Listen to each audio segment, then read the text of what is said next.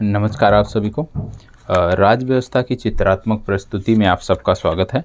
और चित्रात्मक प्रस्तुति के माध्यम से अभी तक हमने राज्य व्यवस्था में यदि हम बात करें तो अनुच्छेद नंबर 1 से लेकर अनुच्छेद नंबर कल जो हमारी चर्चा हुई थी उसमें हमने अनुच्छेद नंबर 29 तक की चर्चा 29-30 तक की चर्चा किया था। आज जो हमारी चर्चा होने वाली है विशेष रूप से राज्य के नीति निर्देशक तथ्यों से प्रारंभ होगी और राज्य के नीति निर्देशक तथ्यों से हम आगे बढ़ते हुए अन्य खंडों को देखेंगे। अभी तक हमने जो देखा है संघ और उसका राज्य क्षेत्र भाग 1 में आता है, जिसमें अनुच्छेद 1 से लेकर 4 तक की बात होती है।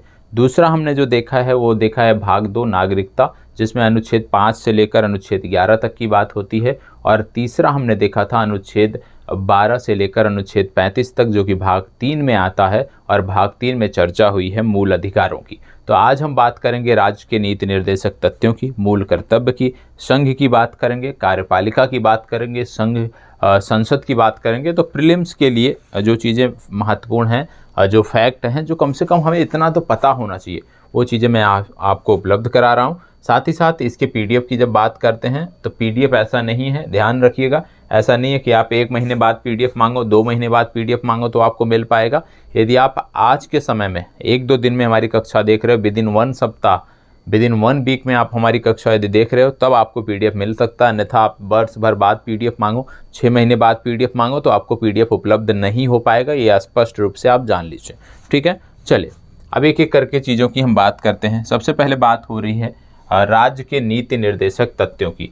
राज्य के नीति निर्देशक तथ्यों की जब बात होती है तो आपको पता होगा राज्य के नीति निर्देशक तत्व जो हैं अनुच्छेद नंबर 36 से लेकर आर्टिकल नंबर 36 से लेकर आर्टिकल नंबर 51 तक इनकी बात होती है।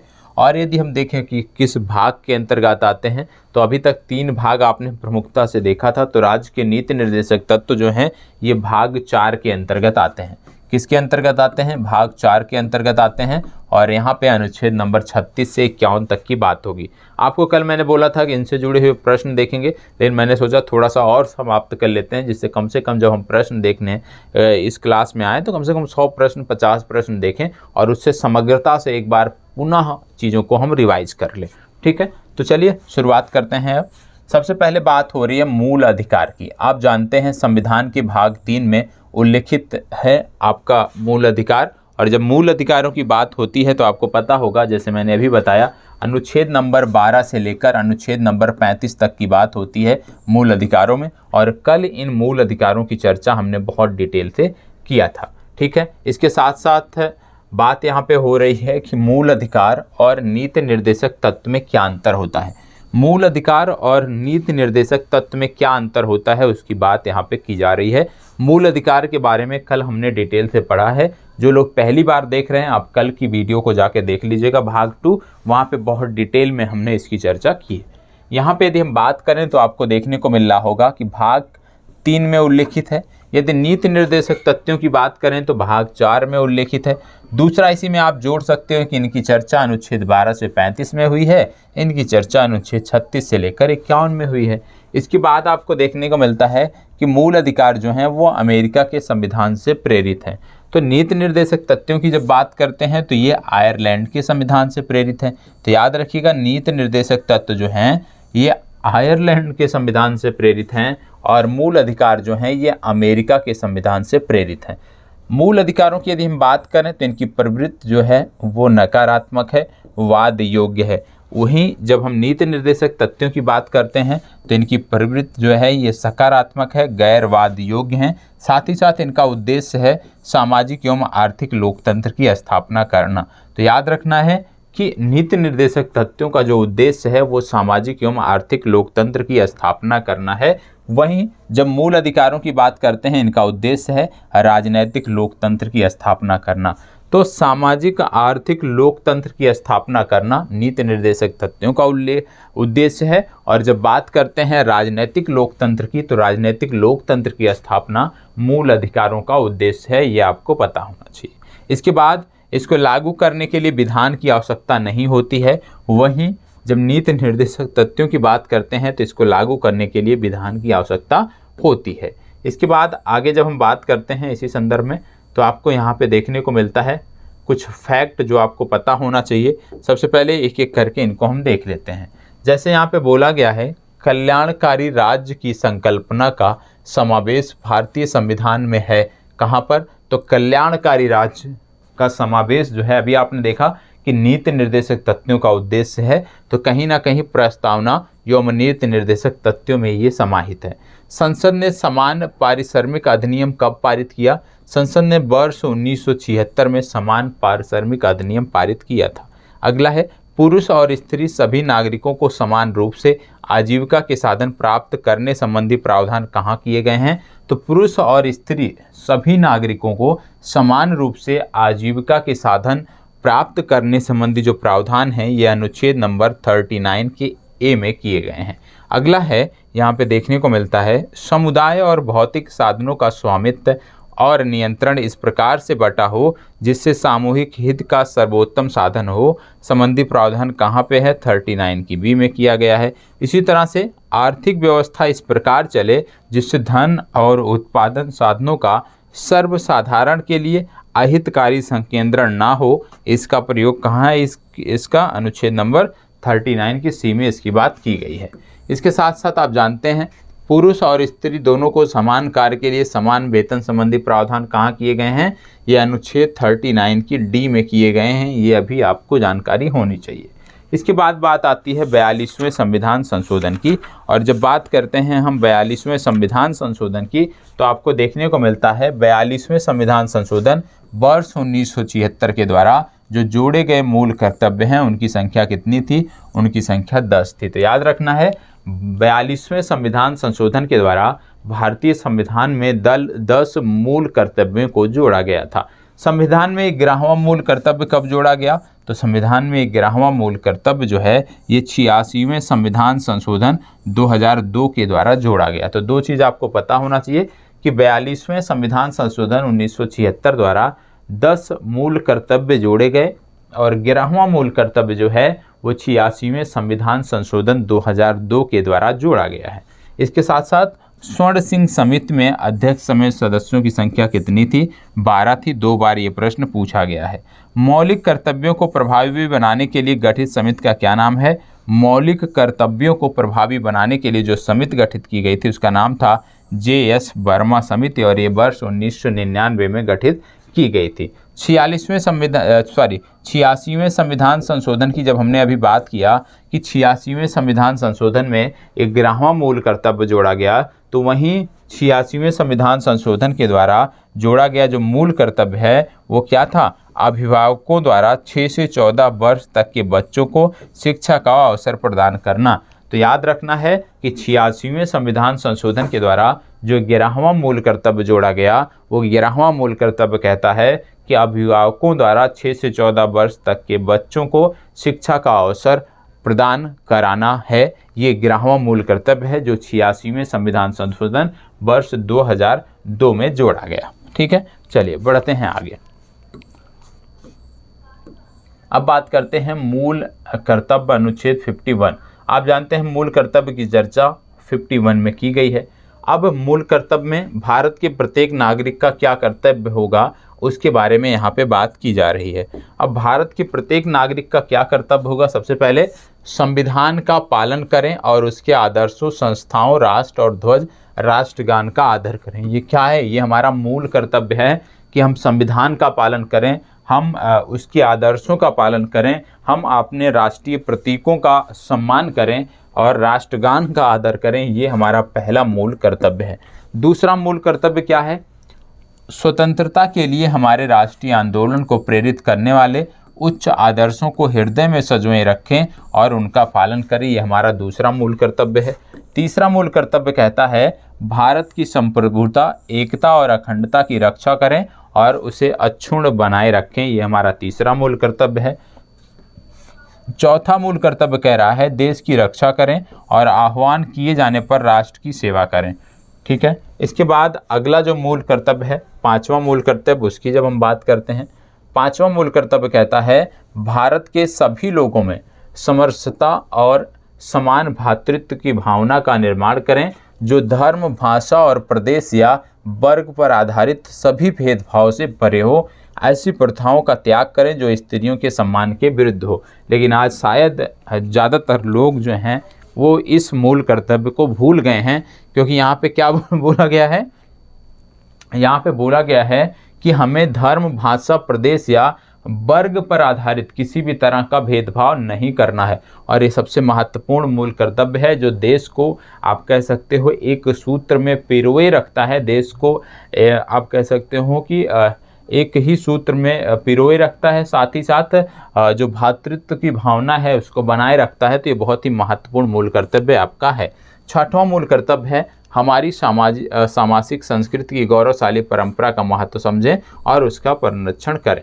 सातवां मूल कर्तव्य जो कि आज इसको भी लोग भूल गए हैं और बहुत कम ही लोग हैं जो इसका पालन कर रहे हैं। क्या बोला जा रहा है? प्राकृतिक पर्यावरण की, जिसके अंतर्गत वन, झील, नदी और वन्य जीव हैं, रक्षा करें, उसका संवर्धन करें तथा प्राणी मात्र के प्रति दया भाव रखें। ये तो हम पूर्णतः भी भूल गए हैं, क्योंकि प्राणी मात्र के प्रति दया भाव की जब बात करें तो आज के समय में लगभग शून्य हो चुका है। प्राकृतिक पर्यावरण की रक्षा की बात करें वो भी लगभग समाप्त हो गया है। लगातार वन काटे जा रहे हैं, लगातार वन संपत्ति को, यदि वन भूमि को यदि हम देखें तो कब्जा किया जा रहा है, लगातार जो झीलें हैं उनको समाप्त किया जा रहा है। तो ये हमारा मूल कर्तव्य था सातवां, जिसको हम भूल गए हैं। और शायद यदि हम सातवें मूल कर्तव्य को और पाँचवें और सातवें मूल कर्तव्य को हमेशा ध्यान में रखें तो कभी भी ना ही हमारे देश में कोई इस प्रकार का दंगा हो और ना ही कभी पर्यावरण संबंधी चुनौती कोई देखने को मिले। आठवां मूल कर्तव्य है वैज्ञानिक दृष्टिकोण, मानववाद और ज्ञानार्जन तथा सुधार की भावना का विकास करें जो लगातार हो रहा है। ठीक है। नौवां क्या है? सार्वजनिक संपत्ति को सुरक्षित रखें और हिंसा से दूर रखें। ये भी हम भूल गए हैं। ठीक है, क्योंकि जब हम पाँचवें का उल्लंघन करते हैं तो कहीं ना कहीं पाँचवें के उल्लंघन के परिणाम स्वरूप जो प्रतिक्रिया लोगों की होती है वो नौवां जो हमारा मूल कर्तव्य है उसको तोड़ देती है। क्योंकि इसमें क्या है? सार्वजनिक संपत्ति को सुरक्षित रखें और हिंसा से दूर रखें। जब हम पाँचवें का उल्लंघन करते हैं हिंसा होती है, और जब हिंसा होती है तो इस प्रकार की आपको देखने को मिलती है कि सार्वजनिक संपत्ति का ही सबसे ज़्यादा नुकसान होता है। अगला 10वां क्या है? व्यक्तिगत और सामूहिक गतिविधियों के सभी क्षेत्रों में उत्कर्ष की ओर बढ़ने का सतत प्रयास करें, जिससे राष्ट्र निरंतर बढ़ती हुई प्रगति और उपलब्धियों की नई ऊंचाइयों को छू सके। तो ये भी पता होना चाहिए। इसके बाद बात आता है 11वां। 11वां क्या है? जो माता पिता या संरक्षक हैं 6 से 14 वर्ष की आयु वाले अपने बच्चे या यथास्थिति अपने पाले को शिक्षा का अवसर प्रदान करें। और ये आप जानते होंगे अभी बात हुई 86वें संविधान संशोधन के द्वारा जो है इसकी व्यवस्था की गई थी। अब बात हो रहा है मूल कर्तव्य की। मूल कर्तव्य की यदि हम बात करें, अभी हमने पढ़ा भी, मूल कर्तव्य कितने हैं? 11 हैं। संविधान में उल्लेख की बात करें यदि तो भाग 4 का में अनुच्छेद 51 का के अंतर्गत मूल कर्तव्यों की बात की जाती है। 42वें संविधान संशोधन के द्वारा जो है 1976 के द्वारा इसको जोड़ा गया था और इसकी अनुशंसा किया था स्वर्ण सिंह समिति ने। तो स्वर्ण सिंह की समिति की अनुशंसा पर मूल कर्तव्य को वर्ष 1976 में 42वें संविधान संशोधन के द्वारा जोड़ा गया था। प्रेरणा स्रोत कहाँ से है? पूर्व सोवियत संघ यदि हम बात करें तो वहाँ के संविधान से इसकी प्रेरणा ली गई थी। इसके बाद बात आती है राष्ट्रपति। राष्ट्रपति की जब बात करते हैं तो राष्ट्रपति जो है वो देश का प्रथम नागरिक होता है। और संविधान में प्रावधान की यदि हम बात करें तो अनुच्छेद नंबर 52 से लेकर अनुच्छेद नंबर 62 तक जो है राष्ट्रपति की चर्चा की जाती है। अब राष्ट्रपति के रिक्ति को भरने के लिए समय से चुनाव भी कराना आवश्यक होता है। और आप सब जानते हैं वर्तमान समय में भारत में इसकी चर्चा जोरों पर है, क्योंकि राष्ट्रपति का कार्यकाल समाप्त हो रहा है। अब इसमें यदि हम देखेंगे तो सबसे पहले जैसे हमने बात किया, बात आती है अनुच्छेद नंबर 62 की। ठीक है, अनुच्छेद नंबर 62 क्या कहता है? अनुच्छेद नंबर 62 कहता है कि राष्ट्रपति के पद रिक्त को भरने के लिए चुनाव कराने का समय। ठीक है। अनुच्छेद नंबर 60 क्या कहता है? राष्ट्रपति द्वारा शपथ या प्रतिज्ञान, मतलब राष्ट्रपति शपथ क्या लेंगे, क्या प्रतिज्ञा करेंगे, वो कहाँ पे वर्णित है? वो वर्णित है अनुच्छेद नंबर 60 में। इसके बाद आपको देखने को मिलता है अनुच्छेद नंबर 61। अनुच्छेद नंबर 61 क्या कहता है? राष्ट्रपति पर महाभियोग की प्रक्रिया। मान लीजिए राष्ट्रपति देशद्रोह का काम करते हैं, मान लीजिए राष्ट्रपति कुछ ऐसा काम करते हैं जिससे भारत की जो अखंडता है, भारत की जो संप्रभुता है वो प्रभावित होती है तो उनको हटाया जा सकता है। और उनको हटाया कैसे जाएगा, उसके लिए एक प्रक्रिया संविधान में बताई गई है और उस प्रक्रिया का नाम है महाभियोग। और महाभियोग की प्रक्रिया जो है वो अनुच्छेद नंबर 61 में वर्णित है। ठीक है, इसके बाद बात आती है अनुच्छेद नंबर 58। अनुच्छेद नंबर 58 क्या कहता है, राष्ट्रपति के निर्वाचन होने के लिए अहर्ताएं। अनुच्छेद नंबर 59 क्या कहता है, राष्ट्रपति के पद के लिए शर्तें। फिर बात आती है अनुच्छेद नंबर 56। अनुच्छेद नंबर 56 क्या कहता है, राष्ट्रपति के पदावधि, मतलब राष्ट्रपति की पदावधि क्या होगी, कार्यकाल से 5 वर्ष तक के लिए, उसकी बात यहाँ पे की गई है। इसके बाद आता है अनुच्छेद नंबर 57 और यहाँ पे राष्ट्रपति के पद के लिए किसी व्यक्ति के पुनर्निर्वाचन की पात्रता की बात की गई है कि क्या कोई राष्ट्रपति पद के लिए दोबारा भी निर्वाचन के योग्य है, उसकी बात यहाँ पे की गई है।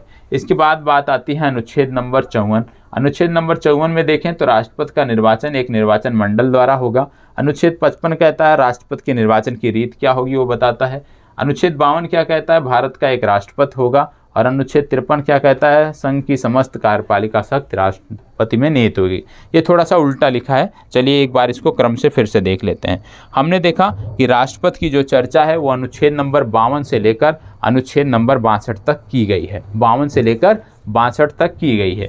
सबसे पहले 52 में क्या बोला गया है कि भारत का एक राष्ट्रपति होगा। 53 में क्या बोला गया है, संघ की समस्त कार्यपालिका शक्ति जो है वो राष्ट्रपति में निहित होगी। 54 क्या कहता है, राष्ट्रपति के निर्वाचन एक निर्वाचन मंडल द्वारा होगा। अनुच्छेद 55 क्या कहता है, राष्ट्रपति के निर्वाचन की रीति क्या होगी वो बताता है। अनुच्छेद 56 क्या कहता है, राष्ट्रपति जब निर्वाचित हो जाएंगे तो अधिकतम कितने वर्ष तक रह सकते हैं, उसकी बात यहाँ पे की गई है। अनुच्छेद 57 कहता है राष्ट्रपति के पद के लिए क्या कोई व्यक्ति पुनर्निर्वाचन का पात्र है, वो बताता है। अनुच्छेद 58 क्या कहता है, राष्ट्रपति के निर्वाचन होने की अहर्ताओं को बताता है। अनुच्छेद नंबर 59 क्या कहता है, राष्ट्रपति पद के लिए क्या शर्तें होती हैं। अनुच्छेद 60 क्या कहता है, राष्ट्रपति द्वारा क्या शपथ लिया जाएगा और प्रतिज्ञान के बारे में बताता है। अनुच्छेद 61 जो है वो राष्ट्रपति पर महाभियोग की प्रक्रिया का वर्णन करता है। और अनुच्छेद 62 जो है वो राष्ट्रपति के पद रिक्त को भरने के लिए समय से चुनाव कराने की बात करता है। तो ये चीज़ें हो गई राष्ट्रपति से संबंधित। अब बात आता है राष्ट्रपति का निर्वाचन। राष्ट्रपति का निर्वाचन कैसे होता है उसके बारे में यहाँ पे बात हो रही है। तो राष्ट्रपति के लिए एक निर्वाचन मंडल होता है, ये आपको पता होगा। राष्ट्रपति के चुनाव के लिए एक निर्वाचन मंडल होता है। और निर्वाचन मंडल में क्या होता है, राष्ट्रपति के निर्वाचन मंडल में कौन शामिल होते हैं, तो राष्ट्रपति के निर्वाचन मंडल में संसद के दोनों सदनों के निर्वाचित सदस्य, याद रखिएगा शब्द ये निर्वाचित सदस्य की बात हो रही है। तो जब राष्ट्रपति की बात आती है तो संसद के दोनों सदनों के निर्वाचित सदस्य और राज्यों और केंद्र शासित प्रदेश दिल्ली, पुडुचेरी और जम्मू कश्मीर के सदस्य जो निर्वाचित सदस्य हैं वो इसमें शामिल होते हैं। ठीक है, अब यदि बात करें निर्वाचन की विधि क्या होती है राष्ट्रपति की, तो आनुपातिक प्रतिनिधित्व प्रणाली के आधार पर यह चुनाव होता है। एकल संक्रमणीय मत पद्धति के द्वारा यह चुनाव होता है और ये मतदान गुप्त मतदान होता है। ठीक है, इसके बाद आगे बढ़ते हैं। राष्ट्रपति पद के लिए क्या अहर्ताएं होनी चाहिए उसकी बात यहाँ पे की गई है। तो सबसे पहली बात, यदि आप राष्ट्रपति का चुनाव लड़ना चाहते हैं, कोई भी व्यक्ति लड़ सकता है, ठीक है, राष्ट्रपति के चुनाव के लिए। लेकिन राष्ट्रपति पद के लिए जो अहर्ताएं हैं कि राज्य, केंद्र, स्थानीय सरकार में लाभ के पद पर नहीं होना चाहिए, लोकसभा का सदस्य निर्वाचित होने की योग्यता रखता हो, ठीक है, साथ ही साथ भारत का नागरिक हो और 35 वर्ष की आयु पूरी कर चुका है, ऐसा कोई भी व्यक्ति राष्ट्रपति के चुनाव के लिए अप्लाई कर सकता है। अब यहाँ पे राष्ट्रपति के चुनाव में नामांकन की बात हो रही है।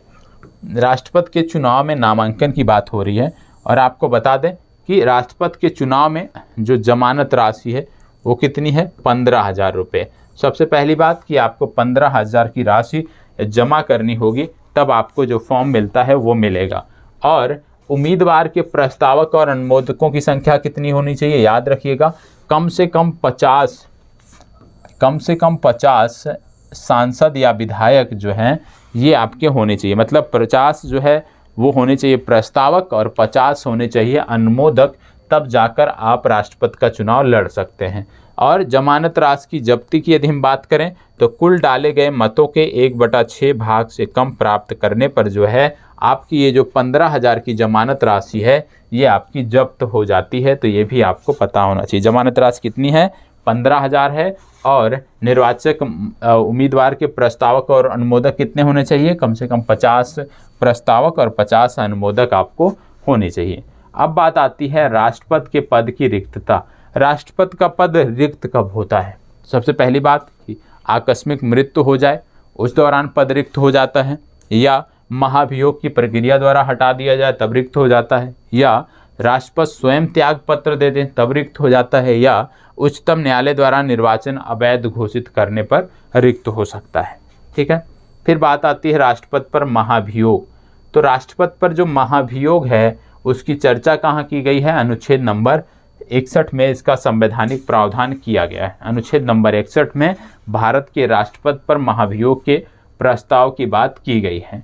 तो इसका कारण क्या होता है? इसका कारण भी संविधान में उल्लेखित है कि कोई भी आप ऐसा कार्य करते हैं जिससे देश की अखंडता प्रभुता प्रभावित होती है, या आप राष्ट्रद्रोह का कोई कार्य करते हो, तो इस आधार पे जो है वो प्रावधान है कि उस आधार पे आप पे ये चलाया जा सकता है। लेकिन याद रखिएगा, जब भी किसी राष्ट्रपति पर हम महाभियोग प्रस्ताव लाते हैं तो ये जो महाभियोग प्रस्ताव है इसका नोटिस हमें देना होता है प्रस्ताव लाने के कम से कम 14 दिन पूर्व। मतलब यदि किसी राष्ट्रपति पर महाभियोग का प्रस्ताव लाया जाना है तो 14 दिन पूर्व आप राष्ट्रपति को इसके लिए सूचित करेंगे कि आप पर महाभियोग जो है वो लाया जाना है। ठीक है। नोटिस पर हस्ताक्षर, उसका जो नोटिस होगा उस पर कम से कम सदन के कम से कम 1/4 सदस्य जो हैं उनका हस्ताक्षर होना चाहिए। प्रस्तुत कहाँ किया जा सकता है? यदि हम बात करें महाभियोग प्रस्ताव कहाँ पर प्रस्तुत किया जा सकता है, तो महाभियोग प्रस्ताव जो है वो संसद के किसी भी सदन में प्रस्तुत किया जा सकता है। यदि हम बात करें पारित कैसे होता है, तो संसद के दोनों सदनों द्वारा अलग अलग कुल सदस्य संख्या के कम से कम 2/3 बहुमत के द्वारा जो है इसको पारित करना होता है। संसद के दोनों सदनों द्वारा अलग अलग कुल सदस्य संख्या के कम से कम 2/3 बहुमत, कुल सदस्य संख्या के 2/3 बहुमत द्वारा इसको पारित करना होता है। और जब ये पारित हो जाता है तो राष्ट्रपति अपने पद से हट जाते हैं। अब बात आती है राष्ट्रपति की शक्तियाँ। राष्ट्रपति के शक्तियों की बात करें तो राष्ट्रपति की विभिन्न प्रकार की शक्तियाँ भारतीय संविधान में दी गई हैं। ठीक है। जैसे कि कार्यकारी शक्ति हो गई, विधायिक शक्ति हो गई, न्यायिक शक्ति हो गई और आकस्मिक शक्ति हो गई। ठीक है।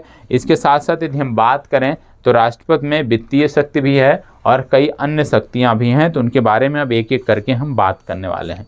अब राष्ट्रपति की सबसे पहले हम कार्यकारी शक्ति की बात कर लेते हैं। कार्यकारी शक्ति की बात कर लेते हैं तो आपको बता दें, संघ की कार्यपालिका की जो शक्ति है वो राष्ट्रपति में निहित होती है और इसकी बात की गई है अनुच्छेद नंबर 53। अनुच्छेद नंबर 53 कहता है संघ की कार्यपालिका की समस्त शक्तियां जो हैं वो राष्ट्रपति में निहित होंगी। भारत सरकार के समस्त कार्यपालिकाकृत राष्ट्रपति के नाम से होंगे, अनुच्छेद नंबर 77 कहता है। मतलब यदि आप जो है यूपीएससी क्वालिफाई करते हैं तो यूपीएससी क्वालिफाई करने पे जो आपका लेटर आएगा, ज्वाइनिंग लेटर, उस पे जो हस्ताक्षर होगा वो राष्ट्रपति का ही होगा। तो भारत सरकार कोई भी काम जो करती, कार्यपालिका कोई भी काम करती है तो वो राष्ट्रपति के नाम से ही होते हैं, राष्ट्रपति के सिग्नेचर से ही होते हैं। राष्ट्रपति द्वारा की गई समस्त नियुक्तियां न्यायाधीशों की नियुक्ति को छोड़कर, तो राष्ट्रपति के द्वारा जो समस्त नियुक्तियां की गई हैं न्यायाधीशों को छोड़कर, उसमें इस चीज़ की बात की जाती है। अनुसूचित क्षेत्र घोषित करना एवं उनका प्रशासन करना, ये भी राष्ट्रपति की कार्यपालिका शक्ति के अंतर्गत आता है।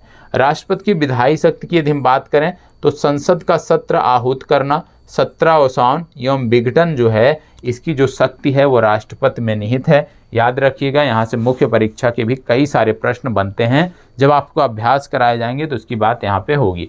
तो संसद का सत्र आहूत करना, सत्रावसान एवं विघटन जो है ये अनुच्छेद 85 के अंतर्गत राष्ट्रपति कर सकते हैं। संसद में राष्ट्रपति का विशेष अभिभाषण जो है ये अनुच्छेद 87 के अंतर्गत होता है। संसद में राष्ट्रपति का विशेष अभिभाषण। इसके बाद आपको बता दें अनुच्छेद नंबर 108 है, ये क्या कहता है, संसद के दोनों सदनों की संयुक्त बैठक आहूत करना। तो अनुच्छेद 108 के अंतर्गत संसद के दोनों सदनों की संयुक्त बैठक जो है वो आहूत की जाती है। इसके साथ साथ आपको बता दें, विधेयक पर अनुमति जो है 111 के अंतर्गत राज्यपाल को देनी होती है। अध्यादेश जारी करना अनुच्छेद 123 के अंतर्गत ये राष्ट्रपति का जो अधिकार है। तो याद रखना है, विधेयकों पर अनुमति अनुच्छेद 111 के अंतर्गत राष्ट्रपति देते हैं। अध्यादेश जारी कर सकते हैं राष्ट्रपति अनुच्छेद 123 के अंतर्गत। तो ये तो हो गई इनकी विधायी शक्तियाँ, ठीक है। तो कार्यकारी शक्ति और विधायी शक्ति हमने देख ली। अब बात आती है न्यायिक शक्ति और आकस्मिक शक्ति। सबसे पहले आकस्मिक शक्ति देख लेते हैं। राष्ट्रपति की आकस्मिक शक्ति की यदि हम बात करते हैं तो सबसे पहले आपको देखने को मिलता है राष्ट्रीय आपातकाल की जो घोषणा है वो 352 के अंतर्गत, अनुच्छेद 352 के अंतर्गत राष्ट्रपति कर सकते हैं। राज्यों में राष्ट्रपति शासन 356 के अंतर्गत ये राष्ट्रपति लागू कर सकते हैं। साथ ही साथ वित्तीय आपातकाल की घोषणा अनुच्छेद 360 के अंतर्गत राष्ट्रपति कर सकते हैं। अगला है न्यायिक शक्तियाँ। न्यायिक शक्तियों की बात करें तो उच्चतम न्यायालय एवं उच्च न्यायालयों के न्यायाधीशों की नियुक्ति जो है वो राष्ट्रपति करते हैं। क्षमादान की जो शक्ति है वो अनुच्छेद 72 के अंतर्गत राष्ट्रपति के पास निहित है। उच्चतम न्यायालय से सलाह लेने की शक्ति अनुच्छेद 143 के तहत है। मान लीजिए कोई ऐसा मामला है जिसमें राष्ट्रपति समझ नहीं पा रहे हैं, उनको विधि की सहायता चाहिए, तो वहाँ पे उच्चतम न्यायालय की वो सहारा ले सकते हैं। अब बात आती है वित्तीय शक्तियाँ। ये महत्वपूर्ण शक्ति है। आप जानते हैं बजट सत्र में जब धन विधेयक जो है वो राष्ट्रपति की पूर्व अनुमति से ही संसद में प्रस्तुत किया जाता है।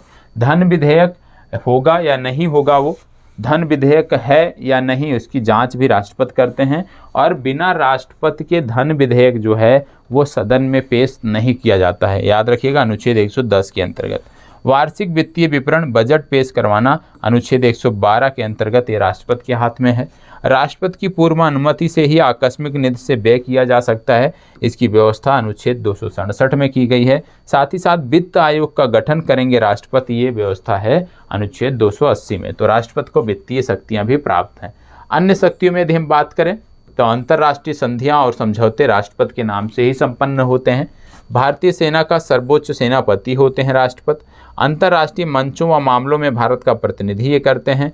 राजदूतों युवा उच्चायुक्तों को भेजना एवं उनका स्वागत करना जो है ये राष्ट्रपति की शक्तियों के अंतर्गत आता है।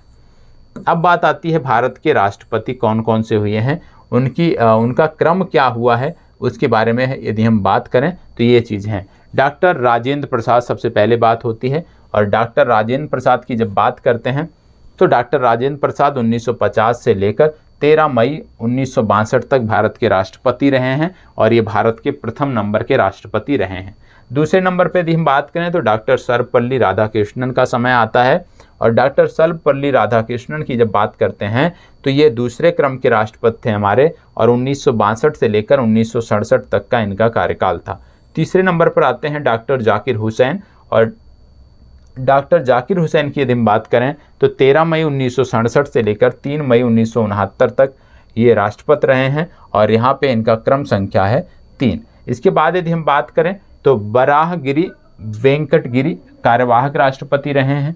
इसके बाद न्यायमूर्ति मोहम्मद हिदायतुल्लाह ये भी कार्यवाहक राष्ट्रपति रहे हैं। और फिर बाद में जो चौथे क्रम के हमारे राष्ट्रपति हुए हैं उनका नाम है बराहगिरी वेंकटगिरी। और बराहगिरी वेंकटगिरी जो थे ये 1969 से लेकर 1974 तक भारत के राष्ट्रपति थे। फिर इसके बाद आते हैं डॉक्टर फ़खरुद्दीन अली अहमद। तो डॉक्टर फ़खरुद्दीन अली अहमद जो है 1974 से लेकर 1977 तक भारत के 5वें क्रम के राष्ट्रपति थे। फिर इसके बाद नाम आता है बीडी जत्ती का। और बीडी जत्ती जो थे ये कार्यवाहक राष्ट्रपति रहे हैं 1977 से लेकर 1977, 11 फरवरी 1977 से लेकर 25 जुलाई 1977 तक। इसके बाद नाम आता है डॉक्टर नीलम संजीव रेड्डी का। नीलम संजीव रेड्डी की बात करें तो 1977 से 1982 तक ये राष्ट्रपति रही हैं और ये 6वां इनका क्रम था। फिर बात आता है ज्ञानी जैल सिंह। ज्ञानी जैल सिंह 1982 से 1987 तक राष्ट्रपति रहे हैं, इनका क्रम रहा है 7। फिर इसके बाद नाम आता है आर वेंकट रमन। आर वेंकट रमन जो है 1987 से लेकर 1992 तक राष्ट्रपति रहे हैं, 8वें क्रम के ये राष्ट्रपति थे और इसके बाद बात आती है डॉक्टर शंकर दयाल शर्मा। डॉक्टर शंकर दयाल शर्मा की यदि हम बात करते हैं तो ये 9वें नंबर के राष्ट्रपति रहे हैं। 1992 से 1997 इनका कार्यकाल रहा है। इसके बाद आता है के.आर. नारायणन, और के.आर. नारायणन की जब बात करते हैं तो 1997 से वर्ष 2002 का इनका कार्यकाल रहा है और ये भारत के 10वें राष्ट्रपति रहे हैं। इसके बाद डॉक्टर ए.पी.जे. अब्दुल कलाम का नाम आता है। वर्ष 2002 से लेकर वर्ष 2007 तक ये राष्ट्रपति रहे हैं और 11वें क्रम के ये राष्ट्रपति रहे हैं। इसके बाद नाम आता है प्रतिभा देवी पाटिल का, जो 2007 से लेकर 2012 तक हमारी राष्ट्रपति रही हैं, 12वें क्रम की राष्ट्रपति रही हैं। इसके बाद आता है प्रणब मुखर्जी का स्थान। प्रणब मुखर्जी 2012 से लेकर 2017 तक हमारे राष्ट्रपति रहे हैं और वर्तमान राष्ट्रपति जो अभी तक हैं डॉक्टर रामनाथ कोविंद, ये 14वें क्रम के राष्ट्रपति हैं।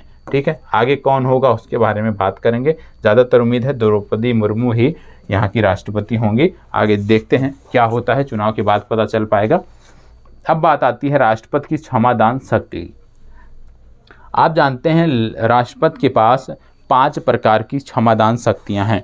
पहला है क्षमा कर देना, मतलब दंड से पूर्णतः मुक्त कर देना। मतलब कोई दंड, किसी को कोई दंड दिया गया है और राष्ट्रपति चाहें तो पूर्ण रूप से जो है उसको दंड से मुक्ति दे दें, तो इसको बोलते हैं क्षमा। दूसरा इनको जो शक्ति है वो है लघुकरण। लघुकरण में राष्ट्रपति क्या कर सकते हैं, दंड के जो स्वरूप है उसको बदल सकते हैं। ठीक है, यहाँ पे क्षमा नहीं कर रहे हैं बल्कि दंड का जो स्वरूप है वो बदल सकते हैं। मतलब किसी को यदि आजीवन कारावास है तो आप समझ सकते हैं कि उसको आजीवन कारावास सजा है, उसको बदल दिया।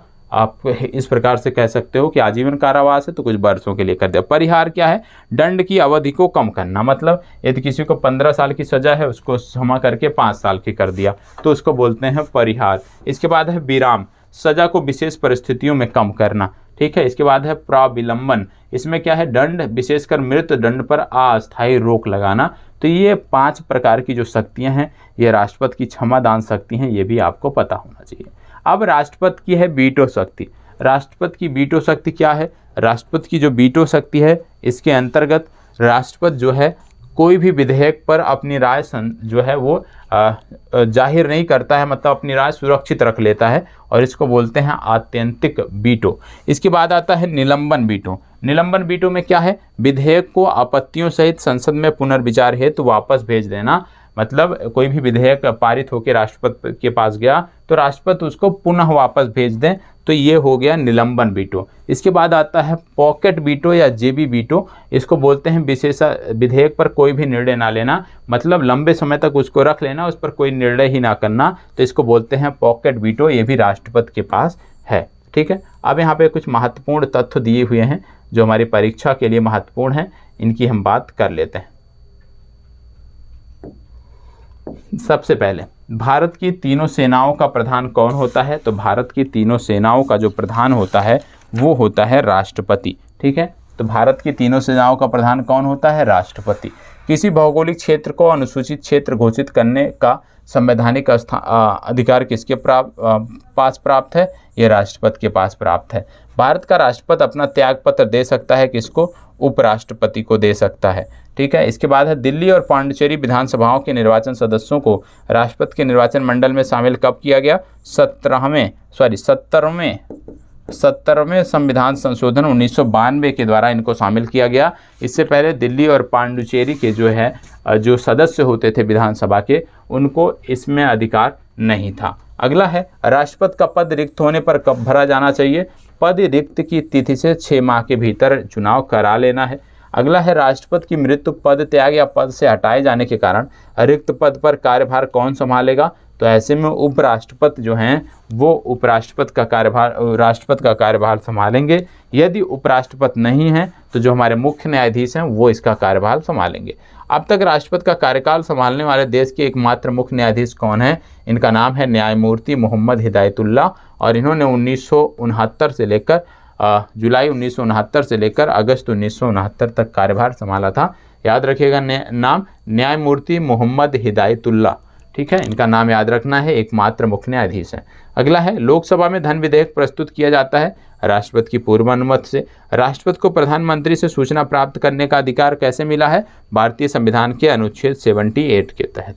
मान लीजिए कोई भी विधेयक है या कोई भी प्रधानमंत्री कार्य कर रहे हैं, कैबिनेट जो है कोई भी कार्य कर रहा है उसके बारे में राष्ट्रपति सूचना मंगा सकते हैं कि भाई बताओ क्या कार्य किया जा रहा है इस समय, या इस मुद्दे पर क्या कार्य किया जा रहा है, तो उसकी सूचना मांग सकते हैं और प्रधानमंत्री को उसकी सूचना देनी भी होती है। ये अनुच्छेद 78 के तहत है।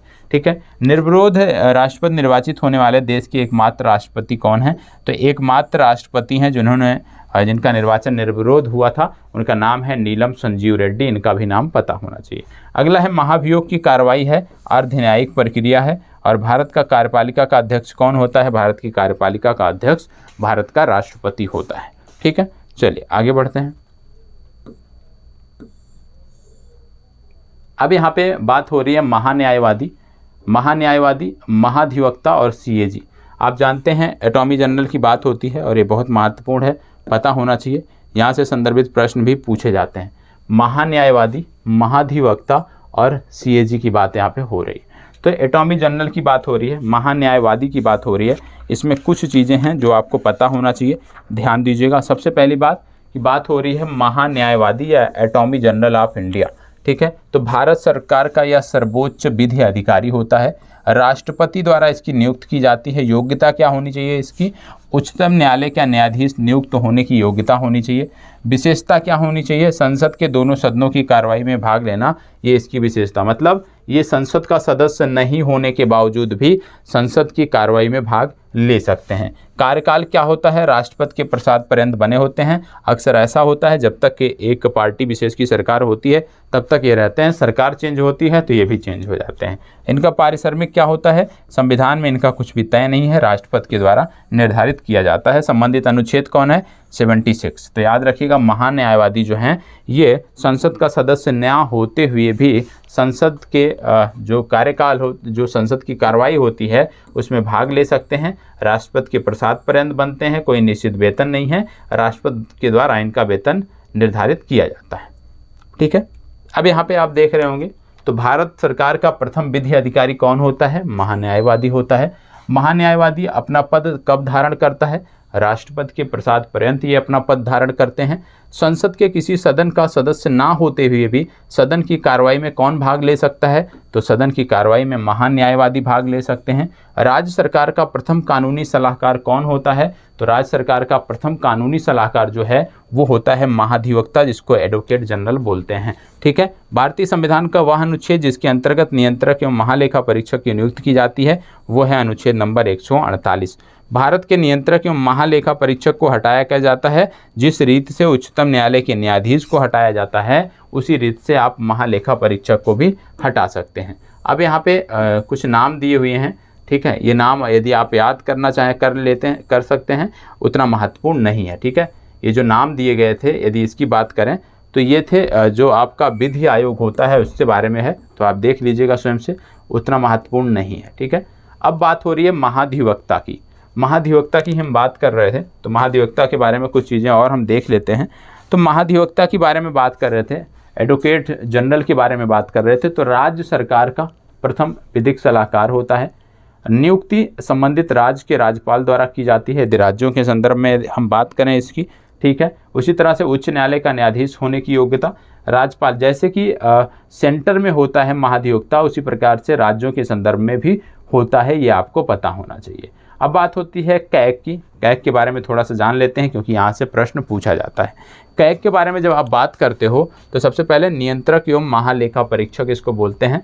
ठीक है, संवैधानिक प्रावधान अनुच्छेद 148 से 151 के बीच इनकी चर्चा की गई है। नियुक्ति राष्ट्रपति के द्वारा इनकी होती है। वेतन सर्वोच्च न्यायालय के न्यायाधीश के समान है। कार्यकाल 6 वर्ष या 65 वर्ष जो भी पहले है वो इनका कार्यकाल होता है। इनका कार्य क्या होता है? केंद्र सरकार के लिए केवल लेखा परीक्षण, राज्य सरकार के लिए लेखा एवं लेखा परीक्षण दोनों। ठीक है, साथ ही साथ रिपोर्ट किसको सौंपता है? ये राष्ट्रपति को केंद्र के लेखों की रिपोर्ट सौंपता है और राज्यपाल को राज्य के लेखों की रिपोर्ट जो है वो सौंपता है। ठीक है, इसके बाद विविध आ गया भारत सरकार के बारे में। अब यहाँ पे क्रम दिया हुआ है भारत सरकार का। सबसे पहले विधायिका, कार्यपालिका और न्यायपालिका, 3 भागों में आप जानते हैं ये बंटा होता है। ये 3 हमारे महत्वपूर्ण अंग हैं सरकार के, विधायिका, कार्यपालिका और न्यायपालिका। और विधायिका में राज्यसभा, लोकसभा, कार्यपालिका में राष्ट्रपति, उपराष्ट्रपति, प्रधानमंत्री और न्यायपालिका में उच्चतम न्यायालय, उच्च न्यायालय और जिला न्यायालय। ये आपको पता होना चाहिए। अब बात आती है पंचायती राज से संबंधित समितियों के बारे में। तो आपको पता होगा बलवंत राय मेहता समिति पंचायती राज समिति 1957 में बनाई गई थी। अशोक मेहता समिति 1977 में बनाई गई थी। GBK राव समिति 1985 में बनाई गई थी। ML सिंघवी समिति 1986 में बनाई गई थी। PK थुंगन समिति 1988 में बनाई गई थी। इनका क्रम भी आपको पता होना चाहिए, कई बार क्रम से संबंधित प्रश्न पूछा जाता है। अब बात आती है कि कितने राज्य ऐसे हैं हमारे जहाँ पर विधान परिषद जो है आप कह सकते हैं विधान परिषद की व्यवस्था है, दूसरे सदन की व्यवस्था है। तो पहला है आंध्र प्रदेश, दूसरा है उत्तर प्रदेश, तीसरा है कर्नाटक, चौथा तेलंगाना, बिहार और महाराष्ट्र। ये हमारे 6 राज्य हैं जहां पर द्वितीय सदन की व्यवस्था है। ठीक है, अब बात आती है उपराष्ट्रपति की। ठीक है, राष्ट्रपति की चर्चा हमने देख लिया, अब बात आती है उपराष्ट्रपति की। उपराष्ट्रपति के बारे में आप सबको पता होगा कि उपराष्ट्रपति का भी निर्वाचन से संबंधित जो कार्यक्रम है भारत में वो प्रारंभ हो चुका है। तो राष्ट्रपति और उपराष्ट्रपति दोनों नए चुने जाने हैं, और कौन होगा ये तो चुनाव के बाद ही पता चल पाएगा। तो सबसे पहले उपराष्ट्रपति के बारे में क्या होने चाहिए योग्यता, भारत का नागरिक होना चाहिए, 35 वर्ष की आयु पूरा कर चुका हो ऐसा व्यक्ति होना चाहिए, राज्यसभा का सदस्य निर्वाचित होने की योग्यता रखता हो ये व्यक्ति होना चाहिए, और प्रति वर्ष जो है 4 लाख रुपए प्रति माह जो है इसको राज्यसभा के सभापति के रूप में इसको वेतन मिलता है। तो याद रखिएगा उपराष्ट्रपति का जो वेतन है वो 4 लाख रुपए प्रति माह है राज्यसभा के सभापति के रूप में। बाकी जो और अन्य चीज़ें मिलती हैं सुविधाएं वो अलग हैं। ठीक है, फिर बात आती है पदावधि की। पद ग्रहण करने से 5 वर्ष तक इनकी पदावधि होती है। इनका निर्वाचन क्या होता है, संसद के दोनों सदनों के निर्वाचित एवं मनोनीत सदस्य। याद रखिएगा ये जो मनोनीत सदस्य का कॉन्सेप्ट आता है ये सिर्फ उपराष्ट्रपति के संदर्भ में आता है। राष्ट्रपति के संदर्भ में जब हम बात करते हैं तो वहाँ पे सिर्फ निर्वाचित सदस्य ही मतदान कर सकते हैं, वहाँ पे मनोनीत सदस्य मतदान नहीं कर सकते हैं। इनका भी जो निर्वाचन होता है वो आनुपातिक प्रतिनिधित्व पद्धति के आधार पर होता है, एकल संक्रमणीय पद्धति के आधार पर होता है, गुप्त मतदान होता है। एक चीज़ यह भी याद रखिएगा कि जब उपराष्ट्रपति के निर्वाचन मंडल की बात की जाती है तो इसमें राज्यों का कोई योगदान नहीं है, मतलब राज्यों के जो प्रतिनिधि होते हैं उनका यहाँ पे कोई मतलब नहीं है। सिर्फ और सिर्फ संसद के दोनों सदनों के जो निर्वाचित सदस्य हैं या मनोनीत सदस्य हैं उन्हीं के द्वारा इनका जो निर्वाचन मंडल होता है वो तैयार किया जाता है। ठीक है, उपराष्ट्रपति की रिक्त कैसे होती है, पद की रिक्त कैसे होती है, या तो उपराष्ट्रपति की मृत्यु हो जाए, स्वेच्छा से पद त्याग कर दें, या राज्यसभा के तत्कालीन सदस्यों के बहुमत से इनको हटाया जाए। तो इस प्रकार से इनकी पद की रिक्ति होती है। अब यहाँ पे कुछ नाम दिए गए हैं जो कि हमारे उपराष्ट्रपति का कार्यकाल है।